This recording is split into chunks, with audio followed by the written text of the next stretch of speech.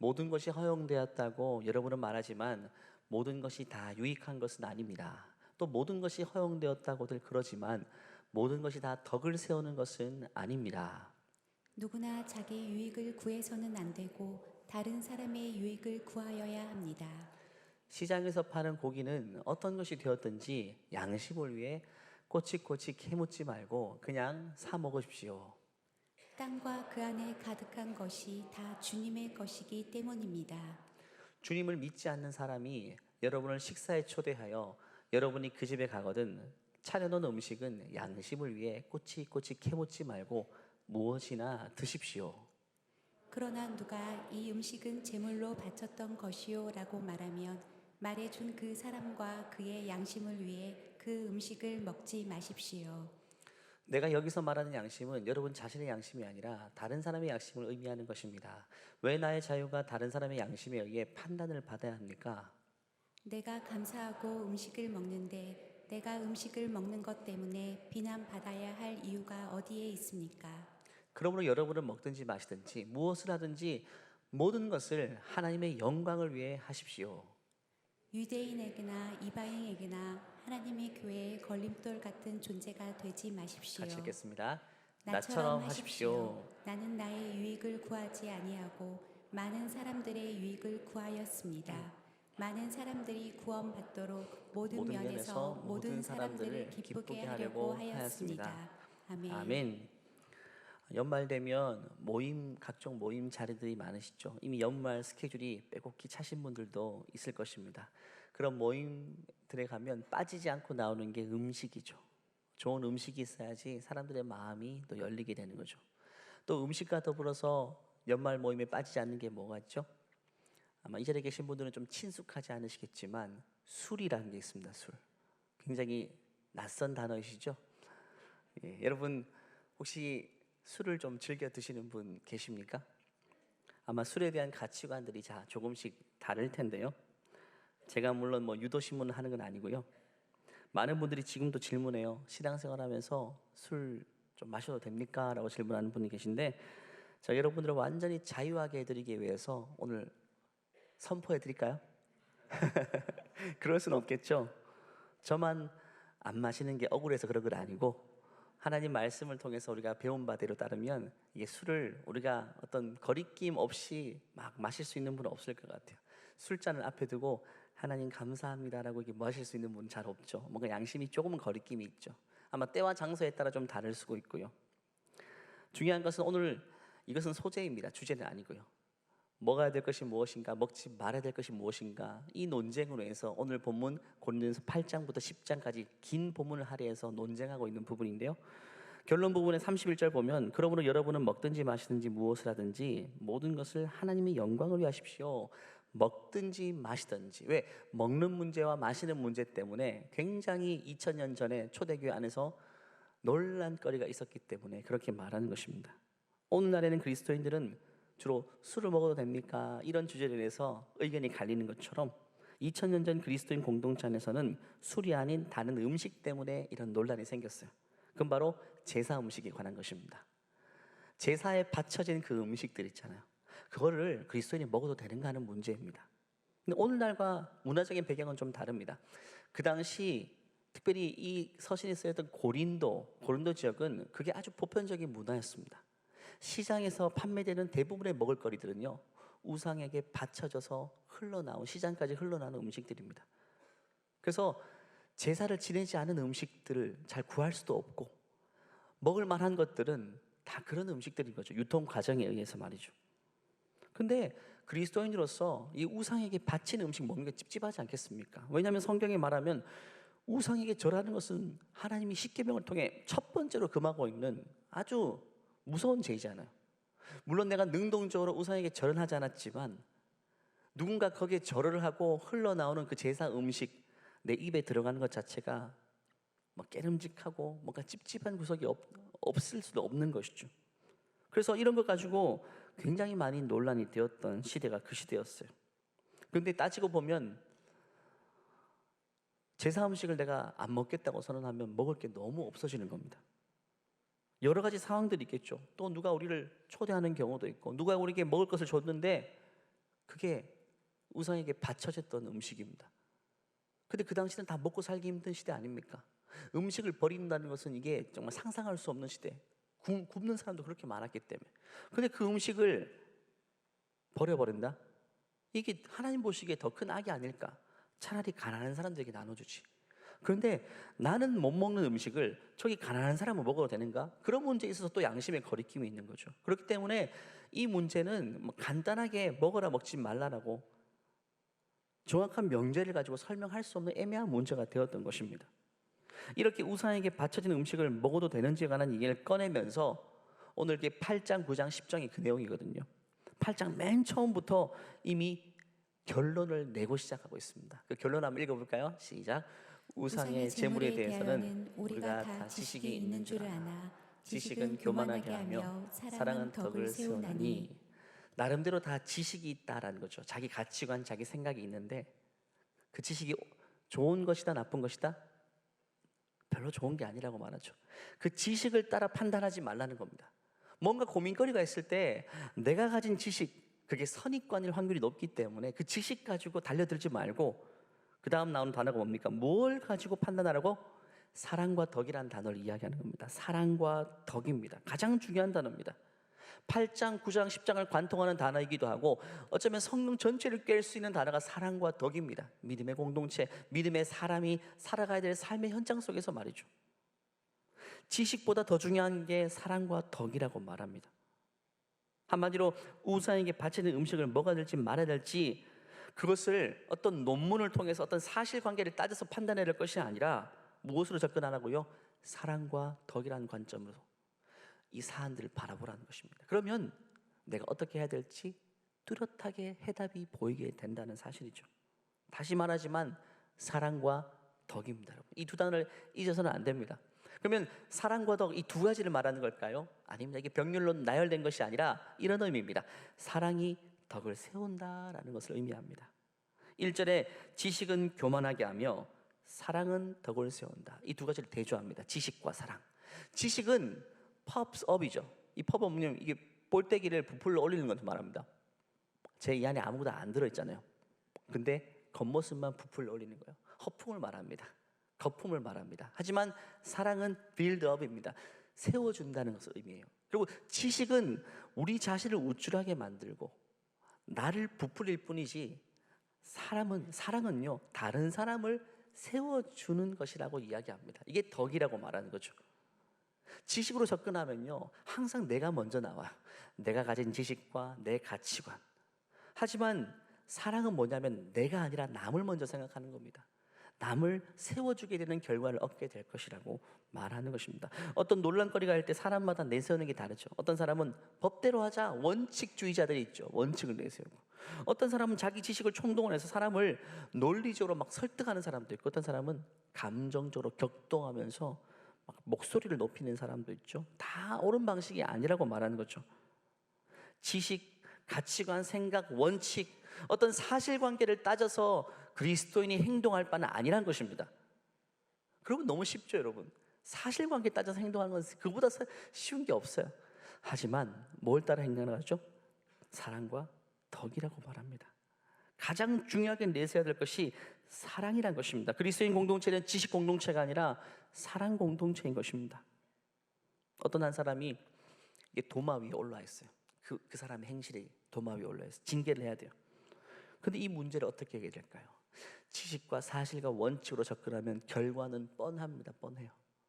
하지만 사랑이라는 관점에서 이 사안을 한번 접근해 보면 다른 결과, 다른 행동이 나오게 되는 것이죠. 여러분, 사랑과 지식은요 같은 방향으로 나갈 때도 있지만 대부분 다른 방향으로 갈 확률이 훨씬 높습니다. 여러분, 너무 많은 지식이 우리의 시야를 가릴 때가 훨씬 많아요. 생각해 보십시오. 많은 지식을 가진 사람이 항상 옳은 선택을 합니까? 많이 배우고 많은 걸 가지고 있는 사람이 항상 좋은 선택을 하고 좋은 열매를 맺습니까? 반대로 잘 알지 못하고 지식을 덜 가지고 있다고 항상 그릇된 선택을 합니까? 그게 아니죠. 저는 그렇지 않다고 봅니다. 제가 생애 제일 존경했던 우리 외할머님, 신앙과 삶의 모든 모델이 됐던 우리 할머님께서는요 배운 게 많이 없으셨어요. 성경도 저보다 모르셨고요. 하지만 항상 제가 보기에는 최고로 지혜로운 선택을 하셨고 늘 우리 할머니가 하는 일은 제일 좋은 열매로 나타났어요. 오히려 많은 지식이 우리의 시야를 가릴 때도 훨씬 많습니다. 지식을 쫓지 말라는 게 바로 그런 의미입니다. 이 지식에는 경험도 포함되어 있어요. 한마디로 내 안에 있는 모든 것들이 여기 포함되어 있는 의미라고 생각하면 됩니다. 내 안에 있는 것, 내가 가져가 있는 커리어, 내 경험, 내 노하우, 내 지식, 그런 게 아니라 사랑으로 접근하라고 말하는 겁니다. 내게 있는 곳으로 접근하면 나 자신만 부풀려질 뿐이지 사랑으로 접근하면 한 사람이 서게 된다는 것, 사람이 세워지게 된다는 것을 의미합니다. 이것이 성경에서 말하는 덕이라는 단어입니다. 덕이라는 말은 나를 세우려는 마음이 아니라 다른 사람을 세우려는 마음이 덕이라는 것입니다. 덕. 교회에서, 특별히 교회 공동체 안에서 덕이 정말 중요한 개념이에요. 세상에 별로 없는 겁니다, 여러분. 덕은요, 나는 좀 작아지지만 상대방을 크게 세워주는 게 덕이라고 말하는 것이죠. 하나님은 이런 모습을 너무너무 기뻐하시고 이 덕은 사랑으로 세워지는 덕이라고 말합니다. 사랑으로만 세워지는 덕. 지식과 원칙으로 세워지는 덕이 아니라 사랑으로 접근할 때 덕이 있다. 한마디로 사랑으로 접근할 때 사람이 살아나게 된다는 거죠. 사람이 일어나게 된다는 겁니다. 하지만 지식과 사실과 원칙으로 접근하면 사람은요, 나는 살지 모르겠지만, 내 길은 살지 모르겠지만 다른 사람의 기가 죽고 다른 사람들이 가라앉을 수밖에 없는 거죠. 그래서 고린도전서 8장에서 10장 내용을 보면 제사에 바치는 음식은 먹어도 되는가라는 화두로 시작된 논쟁이지만 결국 이 하나로 끝나지 않고 폭이 굉장히 넓어져요. 오늘날도 마찬가지죠. 신자로 그리스도인으로 이 땅에 사는 동안 질문해야 될 것들이 얼마나 많습니까? 신자가 술을 마셔도 됩니까? 저 20대 초반에 제일 논란이 되었던, 제가 제일 많이 토론했던 내용이 술 마셔도 되나요?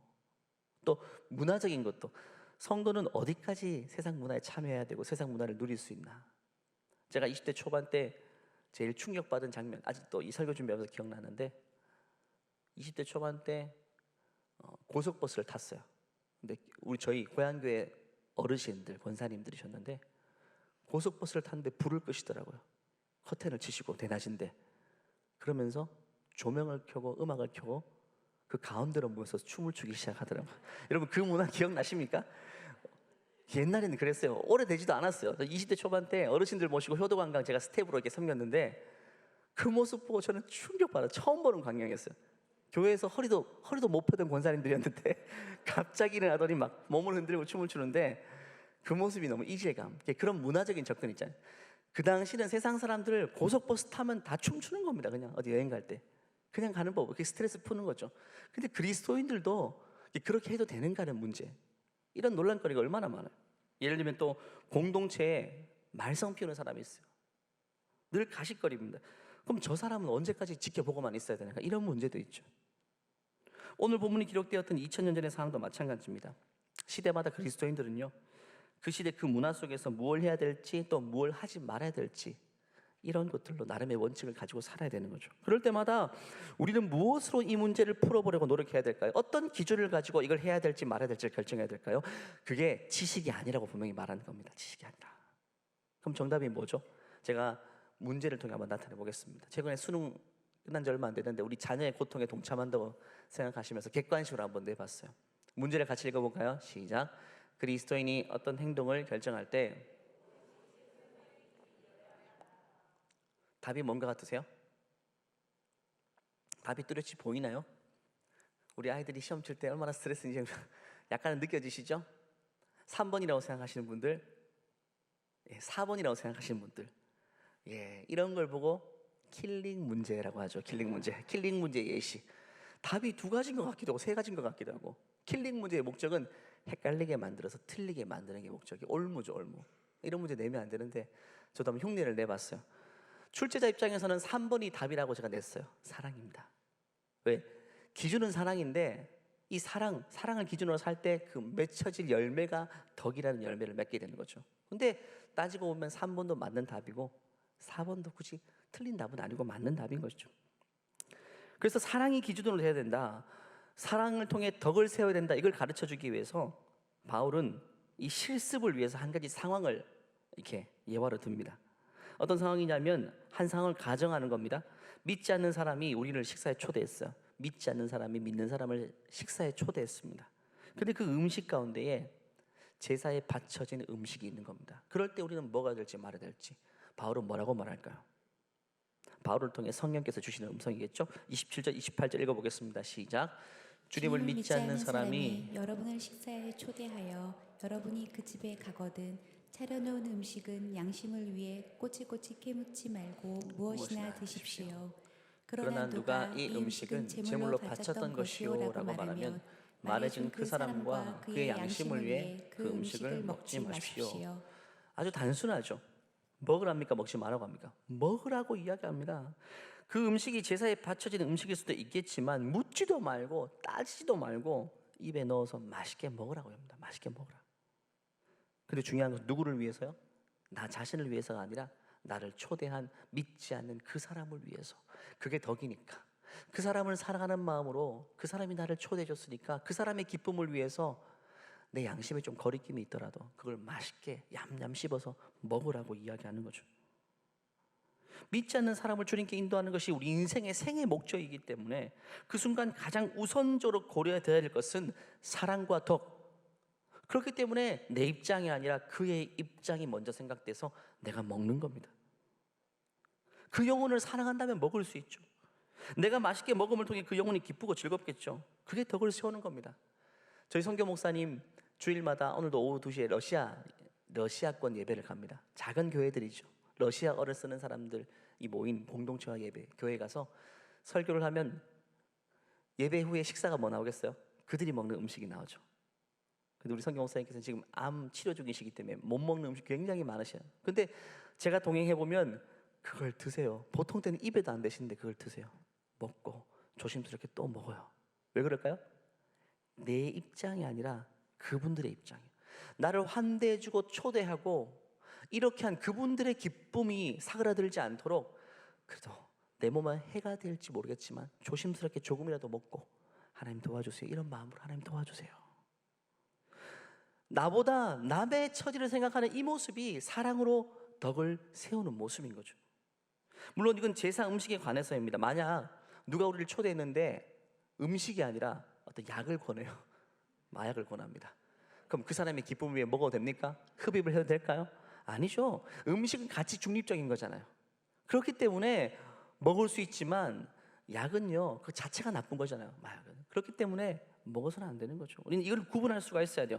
그리고 28절 경우는 또 다른 상황이 연출됩니다. 만약에 우리를 초대한 그 사람이 음식을 펼쳐다 놓고 이 음식은 우상에게 바쳐지는 음식입니다로 사전 예고를 해줍니다. 그럼 그런 상황에서는 뭐가 될지 말아야 될지 이야기하죠. 먹으라고 합니까? 먹지 말라고 합니까? 먹지 않는 것이 좋다. 이 음식은 안 먹고 나머지 음식을 먹는 것이 좋다라고 말하는 거죠. 그 이유 혹시 뭐죠? 내 입장이 아니라 그 사람의 입장 때문에 그렇게 하라고 말하는 겁니다. 나를 초대한 사람의 입장에서는요, 내가 그리스도인인 거 알잖아요. 그리스도인이 제사에 바쳐지는 음식을 먹는 게 거리낌이 있다는 사실을 알기 때문에 음식을 많이 장만해 놓고 여기 몇 개 음식은 그런 음식입니다 라고 미리 우리를 배려하는 차원에서 이야기를 해준 겁니다. 요거는 우상에게 바쳐진 음식이에요 하고 우리를 배려하는 차원에서, 왜? 손님이 많기 때문에 나는 그리스도인이잖아요. 미리 표시를 해준 겁니다. 그러면 그 사람의 마음이 얼마나 고맙습니까? 그러면 먹지 않는 것이 옳은 것이라고 분명히 이야기하고 있는 거죠. 오늘날 마찬가지 우리를 초대했어요. 어떤 사람이 모였는데 여기 포도주도 있고 와인들도 있습니다. 대부분 자유롭게 막 마시고 먹고 할 텐데 나를 초대한 그 주인이 나를 배려한다고 치고, 내가 그리스도인인데 너무 알기 때문에, 그리스도인이 술을 마시기 힘들어하는 걸 알기 때문에, 영희 엄마 여기 이거는 포도 주스인데 여기 있는 것은 도수가 좀 있는 와인들이야, 와인들. 나를 시험하게 말해준 게 아니라 나를 배려하는 목적으로 이렇게 말해주는 겁니다. 그럼 그때는 마시지 않는 게 옳다. 근데 그렇게까지 이야기했는데, 철수 엄마 걱정하지 마. 나는 완전히 자유로운 영혼이야. 이게 음식이야, 음식. 이렇게 해가지고 이야기해 줬음에도 불구하고 마시게 되면 안 된다는 거예요. 그분의 입장을 생각해서. 그래서 메시지 성경으로 다시 한번 읽으면 명확하게 얘기가 돼요. 천천히 한번 읽어볼까요? 시작. 믿지 않는 사람이 초대한 저녁 식사에 여러분이 가고 싶다면 가서 마음껏 즐기십시오. 여러분 여러분 앞에 앞에 차려진 음식은 무엇이나 드십시오.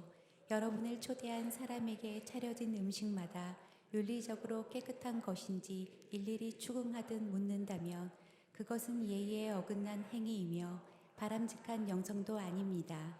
그러나 여러분을 초대한 사람이 일부러 이것과 저것은 우상에게 바친 음식입니다 하고 말해 주거든 그 음식은 먹지 않는 것이 좋습니다. 여러분은 그 음식이 어디에서 왔든 개의치 않겠지만 여러분을 초대한 사람은 그렇지 않습니다. 여러분은 그 사람에게 여러분이 예배하는 분에 관해 혼란스러운 메시지를 주어서는 안 되기 때문입니다.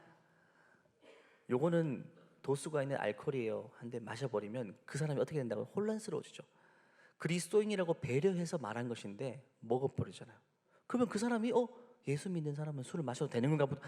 이게 혼란스러워지는 거죠. 그 사람을 생각한다면 그 사람이 가진 사전 지식에 따라 그렇게 행동해 주는 것이 그 사람의 기쁨을 위해 좋은 것이고 이게 덕을 세우는 것이다. 그래서 23절 24절 보면 모든 것이 가합니다. 여러분 그리스도인은 웬만한 거 다 해도 괜찮아요. 그런데 모든 것이 유익한 건 아니래요.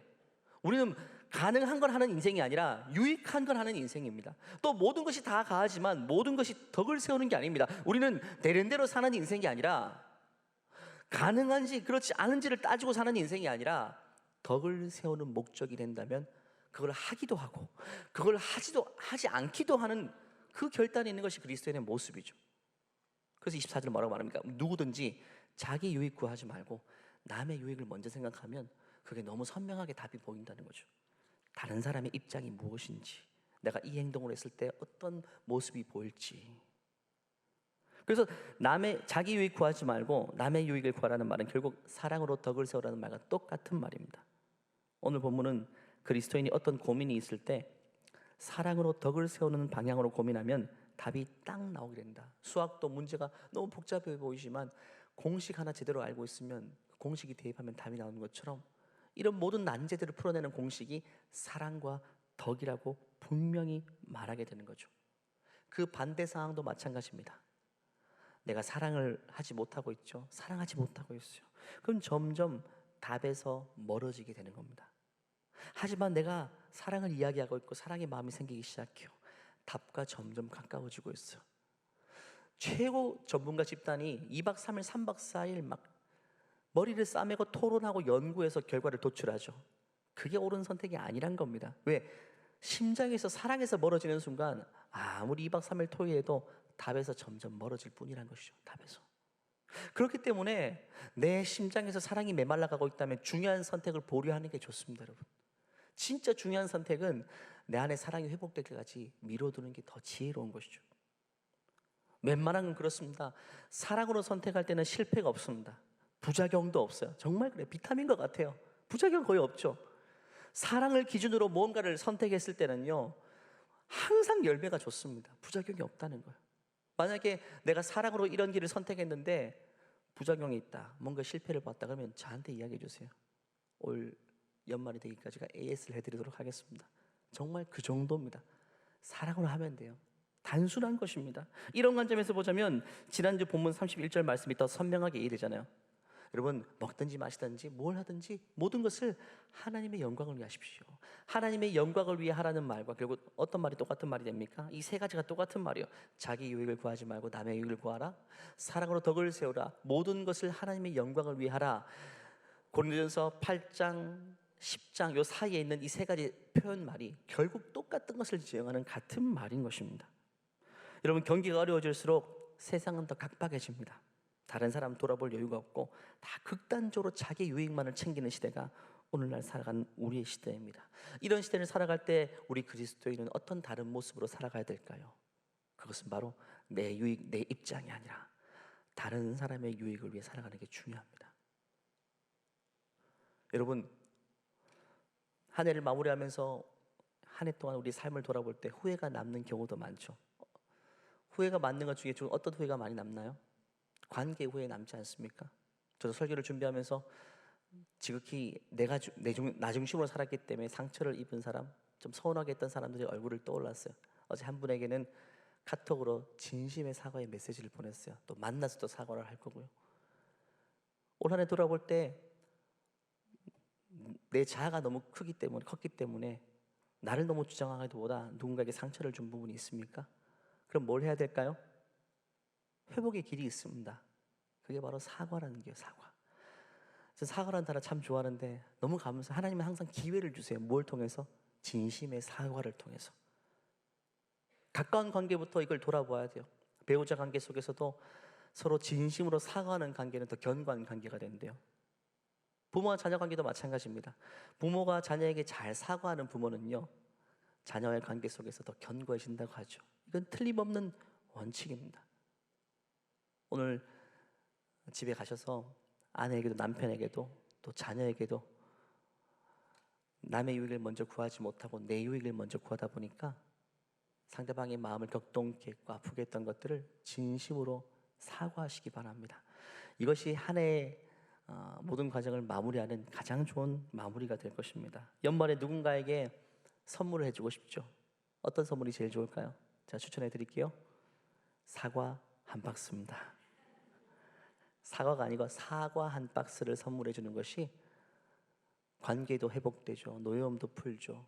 하나님이 제일 기뻐하시죠. 그래서 오늘 말씀을 듣고 반드시 이걸 실천하시기 바라요. 오늘 2부 예배 끝나고 그 설교로 나가실 때 한 분께서 말씀하셨어요. 목사님, 저 사과 8박스 주문해 놨다고 얘기하더라고요.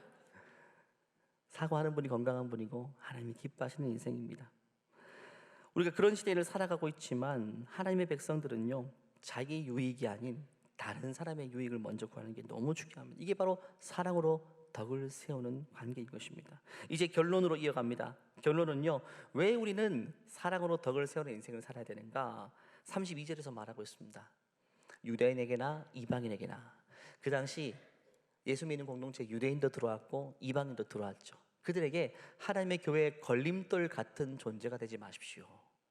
성경에서 무서운 단어가 많지만 이 단어가 진짜 무서운 단어입니다. 교회의 걸림돌이라는 단어. 이건 지옥과 비슷한 단어입니다. 교회의 걸림돌, 구원의 걸림돌이란 말입니다. 결국 사랑으로 덕을 세우는 행동을 하지 않으면 우리는 늘 교회의 걸림돌로 살아갈 수밖에 없죠. 예수님을 믿지만 늘 자기 유익을 구하는 자들이 있습니다. 그분들은요, 교회 안에 머물러 있지만 교회 안에서든 밖에서든 복음의 걸림돌로 살 수밖에 없어요. 예수 믿는 사람들이 자기밖에 모르면요, 그 쓸데가 없는 인생이에요. 정말 쓸데가 없어요. 어디 있습니까? 예수 믿는 사람이 자기 유익을 접어두고 다른 사람의 유익을 먼저 생각하게 되면 하나님의 쓸데가 너무 많은 인생이 되는 것입니다. 생각해 보세요. 2000년 상황입니다. 유대인 이방인들이 교회 안에 들어왔는데 새 가족들이죠. 오늘날 교회에 등록하고 오늘날도 사랑방 선교에 소속되어 왔죠. 그 한 분 한 분이 얼마나 귀한 분들입니까? 그런데 그 새 가족들이 교회 안에 들어왔는데 뭘 기대하고 왔겠습니까? 하나님 만나기에 왔죠. 그럼 하나님 어떻게 만납니까? 하나님과 닮은 꼴인 성도의 모습을 통해서 하나님 보게 되는 겁니다. 그런데 교회 안에 들어와 보니까 하나님과 닮은 꼴인 하나님의 백성들이 다 자기밖에 몰라요. 자기 입장이 우선이고 자기 말이 우선이고 자기 주장이 우선이에요. 그런 사람들로 가득 채워져 있으면 그게 어떻게 예수의 향기라는 교회가 되겠습니까? 예수님 믿고 싶어도 그분들의 삶이 장벽이 되어서 예수님이 가리워져서 보이지 않습니다. 주님 만나기에 교회에 왔는데 자기 입장밖에 모르는 사람들이 시야를 다 가리고 있어서 예수님 믿을 수 없는, 그래서 이 복음의 걸림돌, 교회의 걸림돌이라고 표현하는 겁니다. 왜 우리가 나의 유익이 아닌 다른 사람의 유익을 왜 살아야 됩니까? 복음을 위해서, 그리스도를 위해서, 예수님을 위해서, 한 영혼을 위해서 그런 것입니다. 아주 친절하고 매사에 잘 섬기는 분이 있습니다. 근데 그 섬김과 친절이 다른 사람의 유익이 아니라 자기 유익이 우선되는 친절과 섬김도 있어요. 그걸 잘 구분해야 됩니다. 저는 이제는 좀 구분할 수 있겠어요. 이분의 섬김이 진짜 다른 사람의 유익인가? 아니면 자기 유익으로 섬기는가? 뭘 보면 알 수 있냐면요, 열매를 보면 알 수 있습니다. 관계의 끝. 관계의 열매가 싱그럽게 무럭무럭 자라나면 자기 유익이 아니라 다른 사람의 유익을 위한 겁니다. 하지만 내가 뭔가 한다고 했는데 관계가 깨어지고 힘들고 어려워요. 그러면요, 자기 유익을 위해 한 선행이 되는 것입니다. 봉사도 마찬가지입니다. 어떤 사람들은 자기 만족을 위해 섬기는 분도 있죠. 다른 사람의 만족이 아니라 내 만족을 위해 섬김, 봉사하는 분도 있어요. 그런 분들이 주로 하는 말이 뭐냐면 다른 사람을 탓하고 교회를 탓하고 공동체를 탓합니다. 결국 그들이 그렇게 누군가를 탓하는 이유가 뭡니까? 내 눈에 거슬리고 내 마음이 안 좋다는 거예요, 지금. 그거 누구 입장입니까? 내 입장 아닙니까? 자기 입장을 먼저 생각하면 할 말이 많습니다, 항상. 내 입장이 먼저 고려되면 항상 할 말이 많아요. 자신에게 말하지 않고 타인에게 할 말이 많습니다. 하지만 그리스도인들은 내 입장이 아니라 다른 사람의 입장을 먼저 생각할 수 있다고는 보면 여러 번 거듭해서 말하고 있다는 거죠. 초대교회 모습 보십시오. 너무너무 열악하고 시스템도 없습니다. 그런데 사랑으로 덕을 세우고 다른 사람의 유익을 먼저 구하는 사람들의 보이지 않는 헌신을 통해서 교회가 얼마나 견고하게 섰습니까? 결국 소수의 사람들이 모여서 시작된 초대교회가 로마의 제국을 이길 정도로 강력하고 견고한 진이 되었던 것입니다. 어떤 비판적인 분들은 교회 발전을 위해서 이 말은 해야 되겠다라고 말하는 분도 있어요. 교회 발전. 비판해야지 교회가 발전한다고 말하는 분도 있어요. 옛날에 제가 되게 많이 들었던, 저희 옛날 교회가 싸웠거든요. 교회 발전이 도대체 무슨 말인지 제가 고민을 참 많이 해봤거든요. 어릴 때부터, 청소년 때부터. 교회 발전, 교회가 뭘 해야 교회가 발전하는 걸까? 근데 성경에도 교회 발전이라는 용어와 그런 의미가 없습니다. 여러분, 교회 발전이 도대체 무엇입니까? 회사의 발전이 있습니다. 시스템이 갖추어지고, 맞죠? 조직력이 있고. 근데 교회는 발전이라는 말을 쓸 때 우리 그거 다르다는 겁니다. 교회의 발전을 위해 힘쓰라는 말도 성경에 없고요. 교회는 그냥 하나입니다. 사랑으로 덕을 세우면 되는 겁니다.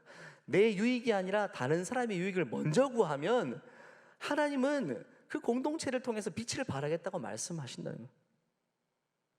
저는 우리 지구촌교회가 지금까지 그랬듯이 자기 유익이 아닌 남의 유익을 먼저 구하는 그분들의 헌신을 통해서 이 지구촌교회가 미래가 있다고 생각합니다. 믿으십니까, 여러분? 우리 지구촌교회는 그런 분들의 사랑과 섬김으로 여기까지 왔습니다. 교회 발전을 위해서 자기 생각을 이야기하고 거침없이 비판적으로 말하는 그분들의 모습을 통해 교회가 여기까지 온 게 아닙니다, 여러분. 그분들은 다 사라졌어요. 하지만 묵묵히 내가 하고 싶은 말도 많고 내 입장도 대변하고 싶은데 그럼에도 불구하고 다른 사람의 입장, 공동체 입장, 영혼의 입장이 먼저 되기 때문에 묵묵히 자기를 섬기는 그분들의 헌신을 통해서 우리 지구촌교회는 여기까지 오게 된 것입니다. 최근에도 새가족분들이 참 많이 오고 계십니다. 주일날 일어서서 인사하는 분도 새가족이시지만 나가시면서 등록하는 분들도 많으세요. 그 소중한 발걸음들을 생각해 보십시오. 새가족으로 등록할 때 쉽게 오는 분은 아무도 없습니다.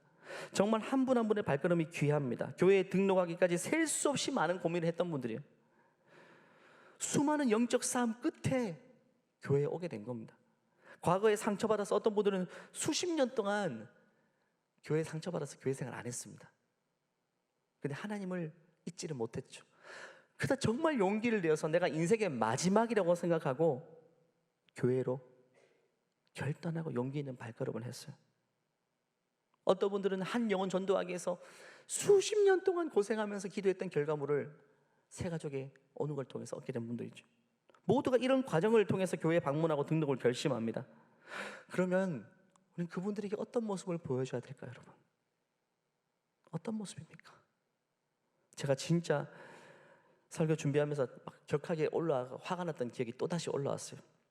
고등학교 친구였는데 아버지 때문에 상처를 너무 많이 받아가지고 그냥 상처가 아니라 일상생활을 살지 못할 정도의 상처입니다. 치료를 받은 친구. 아버지가 너무 가부장적이고 무서워서 그 친구를 2년 동안 노력해서 교회를 데리고 나왔어요. 제 고향 교회입니다. 데리고 나왔어요. 제가 속으로 눈물 펑펑 흘렸죠. 이 친구가 마음을 결단해 줬으니까, 마음을 열었으니까. 근데 그날 교회 와서 상처가 엄청 많았어요. 저희 교회가 분쟁 중에 있었어요. 분쟁 중에 있다 보니까 분위기가 느껴지잖아요. 분위기가 차가운 분위기. 그리고 오며 가며 어른들이 하는 말들 툭툭 내뱉는 말이 굉장히 비판적이고 날카롭고 누군가를 지적하는 말들 몇 번 들리니까 제가 그때 생각했어요. 아차, 내가 잘못 데리고 왔다. 잘못 데리고 왔다. 역시나 그날 하루에 그 아이가 정말 심하게 실족했어요. 집에서 늘 지적하는 아버지에게 큰 상처를 받았는데 교회 와보니까 똑같은 거죠. 어른들이 다 자기 입장만 이야기하고 자기 할 말을 하고 있어요. 교회도 똑같아요. 아버지 한 분도 견디기 힘들었는데 이 수많은 아저씨들 틈바구니 속에선 나는 교회 올 이유가 없다는 거예요. 끊어버렸어요. 정말 욕이 나올 정도로 힘들어서 정말 어른들에게 다 욕해주고 싶었어요. 저는. 물론 그 가운데 사랑으로 묵묵히 섬기는 분들이 참 많았어요. 전 저희 교회 고향교회를 제일 자랑스럽게 얘기하지만 그래도 드문드문 자기 입장을 늘 대변하고 자기 입장이 먼저인 그분들의 큰 목소리 때문에 그분들이 곳곳마다 어느 부서에 갔는지 복음의 걸림돌로 서 있으니까 새 가족을 데려와도 상처받고, 그게 교회의 모습이 아닌데 이게 교회의 모습이야 오해받고. 여러분, 복음의 걸림돌로 살아가는 것은요 절대 안 됩니다. 여러분, 그 진짜 안 됩니다. 세상의 다른 배역들은 다 맡아도 괜찮아요. 거지 배역도 괜찮습니다. 노숙자 배역도 괜찮아요. 근데 복음의 걸림돌, 교회의 걸림돌 배역은요 한순간도 맡으면 안 됩니다. 여러분, 그건 진짜 그건 저주받는 겁니다. 그건 절대 안 되는 겁니다. 여러분, 사복음서에서 예수님이 빠지지 않고, 예수님은요 아주 부드럽게 대화하시는 분인데 이 표현을 보십시오. 어떻게 합니까? 그가 이 작은 자 중에 하나를 실족하게 할진대. 복음의 걸림돌입니다. 한 영혼을 실족하게 했어요. 예수 믿고자 하고 왔는데 실족시켜버렸어요. 믿음의 초년생인데 내 행동 때문에 신앙을 잃어버렸어요. 뭐가 낫다 그러죠? 차라리 연자 맷돌을 그 목에 메어서 바다에 던져지는 게 낫다. 누군가 한 명을 실족시킬 것 같으면 차라리 내 목에다가 맷돌 매달고 바다에 빠지는 게 낫다는 거예요. 왜? 목에 맷돌 매달고 바다에 빠지면 그도 천국 가잖아요. 구원받습니다. 그런데 한 영혼을 실족하게 하는 것은 심판을 받습니다. 여러분, 작은 문제가 아니라고 이야기해요. 복음의 걸림돌로 살지 말라고 합니다. 우리가 나를 먼저 주장하기보다 다른 사람을 먼저 헤아리고 이해해야 될 게 뭡니까? 그 이유 때문입니다. 내가 좋은 사람 되고자 하는 게 아닙니다. 내가 의인 되고자 하는 모습이 아니라 한 영혼에게 복음의 걸림돌 되지 않기 위해서, 그 영혼이 실족을 해버리면 안 되기 때문에 어딜 가나 교회 안에서도 마찬가지고 교회 밖에서도 마찬가지인 거예요. 옆에 분들과 다시 한번 이렇게 인사했으면 좋겠습니다. 사랑으로 덕을 세우며 살아갑시다. 다시 한번 인사할까요? 사랑으로 덕을 세우며 살아갑시다. 끝으로 마지막 33절은 사도 바울이 굉장히 감정적으로 이야기하는 부분입니다. 저도 좀 약간 감정적인데 좀 죄송합니다. 어떻게 말하냐면요, 마지막 절입니다. 나처럼 하십시오. 바울이 이렇게 말해요. 자기 좀 닮으라는 겁니다. 보통 사람은 나 뜨거워서 나 좀 닮아라고 말 못할 텐데 바울도 그런 표현 잘 안 하는데 이렇게 말해요. 나 좀 닮아라. 나는 나의 유익을 구하지 않고 많은 사람들의 유익을 구하였습니다. 많은 사람들이 구원받도록 모든 면에서 모든 사람을 기쁘게 하려고 하였습니다. 바울이 자기를 좀 닮아라고 할 때 뭘 닮아라는 말입니까? 자기 성격 닮아라? 아닙니다. 사도 바울의 성격은요 칼 같은 성격입니다. 사도행전 초반에 보면 서슬이 퍼른 사람이고 비판적이고 날카로운 사람, 해야 될 말을 하는 사람이었고요, 내 원칙에 조금만 엇나가도 사람을 죽였던 사람이 바울 아닙니까? 성격이 엄청난 사람이에요. 그런데 내 성격 닮아라는 것이 아니라 나도 여전히 한 성격 하는데 내가 다른 사람의 유익을 위해서, 한 영혼이 실족하면 안 되니까, 그 영혼이 구원을 받아야 되니까 나도 참고 내 유익이 아닌 다른 사람의 유익을 먼저 구한다는 거예요. 나도 내 성격이 나올 때가 많지만 그럼에도 불구하고 사랑으로 덕을 세우기 위해서 발버둥치는 삶을 산다는 거죠. 그 이유가 뭡니까? 33절 끝부분에 있습니다. 많은 사람이 구원받도록입니다. 내가 복음에 걸림돌 되지 않고 나의 그 배려와 나의 사랑을 통해 한 영혼이 바르게 설 수 있다면 그것이 내 생애의 목적이기 때문에 나는 지금도 진짜 이 성격을 죽이며 산다라고 표현하는 겁니다. 바울 성격 보통 아닙니다, 여러분. 오늘 이야기는요 제사 음식에서 시작됐지만 결론은 영혼 구원입니다. 영혼 구원이 결론입니다. 왜 우리가 덕을 세우면서 사랑으로 다른 사람의 유익을 구해야 됩니까? 다시 말하지만 내가 좋은 사람 되고자 하는 게 아닙니다. 하나님 나를 통해서 한 영혼을 구원하시기 때문에. 내가 왜 직장에서 나도 내 할 말이 있는데 왜 참아야 됩니까? 나도 내 직급이 있는데 왜 내가 때론 밑에 사람에게 참아야 됩니까? 왜 그래야 되죠? 내가 복음에 걸림돌 되면 안 되니까. 그 영혼도 구원 받아야 되니까 나도 내 성격 죽이고 내가 먼저 굽히는 겁니다. 말도 안 되는 모습이지만, 너무너무 힘든 것이지만 오늘도 그런 결정을 하는 거예요. 오늘도 그런 결정을. 할 말이 많지만 안 하는 겁니다. 감정을 쏟아내고 싶지만 안 쏟아내고 담아놓는 겁니다. 왜? 나를 통해 복음의 걸림돌 되면 안 되니까. 예수님도 나를 향해 계속 참고 계시니까. 여러분, 예수님 우리 바라볼 때 참지 못하면 우리는 죽습니다. 여러분, 참아내시잖아요. 할 말 안 하시잖아요. 예수님이 우리를 따라다니면서 늘 지적만 한다고 생각해 보십시오. 하루에 수백 가지 수천 가지 지적할 게 있어요. 그렇게 안 하시잖아요. 참으시잖아요. 우리 입장을 생각하시잖아요. 우리가 가정에서 내가 아내에게, 내가 남편에게 할 말 많죠. 연말 되면 남편이 뭐 술 마시고 들어오고 밤늦게 들어오고 뭐 모임도 많고 할 말 엄청 많잖아요. 여기 계신 남편들은 아닐 겁니다. 그때 왜 내가 할 말 해서는 안 됩니까? 우리 남편 구원 받아야 되지 않습니까? 우리 남편 내 모습을 통해 예수님 봐야 되지 않겠습니까?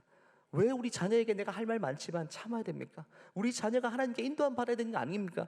그것 때문에 우리는 우리 성격을 죽여야 됩니다. 이 자리에 성격 없는 분 있습니까? 저도 사실 한 성격 하거든요. 저도 성격 참 아주 나쁜 사람이에요. 근데 성격 죽여야 됩니다. 성격 죽여야 됩니다. 할 말을 안 해야 돼요. 왜? 나를 통해 한 영혼이 예수님을 봐야 되니까. 한 영혼이 예수님 봐야 되니까. 연말 되면 고민 많으시죠? 누가 어떤 약속을 가지고 어떻게 연말을 보낼까? 이런 고민도 중요하지만 오늘 말씀의 결론입니다. 한 영혼을 주님 길로 인도하는 것. 러브 크리스마스를 통해서 여러분 한 영혼을 한번 작정해 보십시오. 그리고 그 영혼에게 사과 한 박스를 선물하면서 내가 미안했다, 내가 정말 실수했다라고 선물하면서 마음을 녹이고 주님께로 인도할 수 있는 우리 모두가 되기를 간절히 축원합니다. 한번 기도할까요? 이 시간 기도할 때 회개할 것이 있으면 회개했으면 좋겠어요. 하나님, 내가 너무 이기적인 모습 때문에 누군가에 상처 줬던 분들이 있다면, 내가 나의 격동함 때문에 누군가의 마음이 힘들었던 부분들이 있다면 하나님 용서해 주세요. 그 관계가 회복되게 도우시고, 혹이나 내 모습 때문에 한 영혼이 실족했던 것이 있다면 하나님 용서해 주시고, 내가 사과할 수 있는 용기를 허락하여 주시옵소서. 합심해서 한번 기도합니다. 하나님 아버지, 하나님 아버지, 하나님 우리를 통해서 영광 받아 주시옵소서.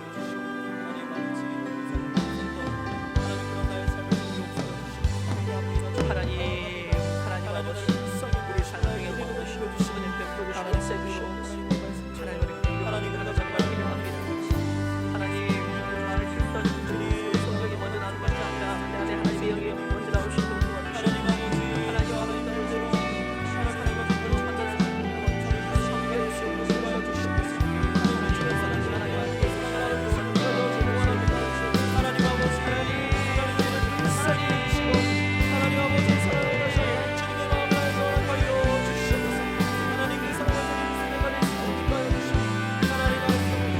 감사합니다. 하나님, 우리에게 그리스도의 성품을 주셔서 감사합니다. 때로는 우리 자아가 먼저 우리 성격이 먼저 나올 때도 있지만 그럼에도 불구하고 하나님, 오늘 말씀을 통해 새롭게 결단합니다.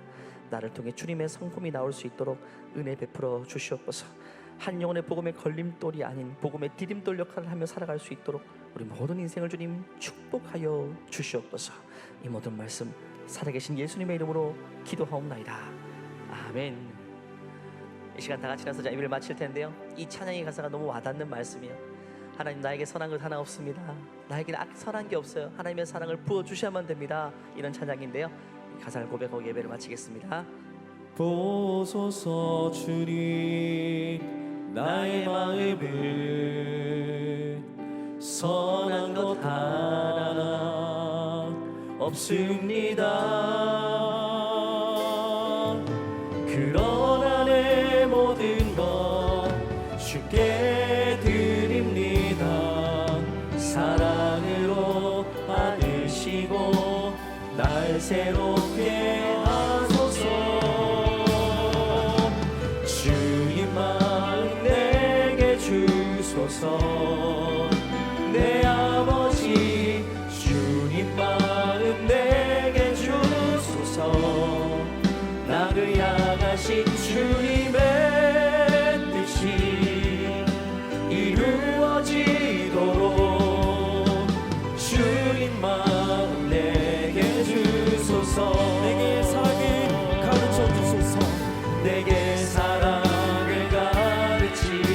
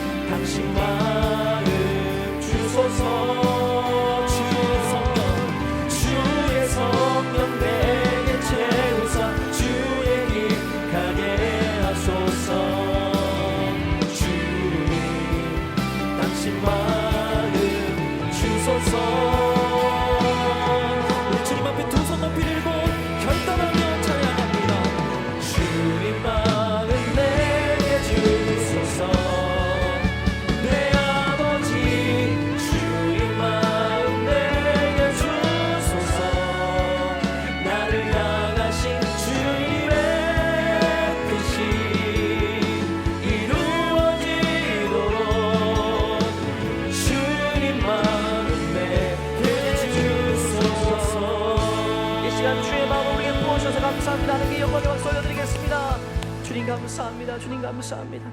이제는 우리 주 예수 그리스도의 은혜와 하나님의 무한하신 사랑과 우리 안에 내주하시는 성령의 역사가 하나님 모든 사람을 대할 때에 나의 유익이 아닌 다른 영혼의 유익을 먼저 생각하고 사랑으로 덕을 세우기를 소원하는 모든 지구촌 가족 위에 믿음의 다음 세대들을 위해 이제로부터 영원토록 함께 하시기를 간절히 축원하옵나이다. 아멘.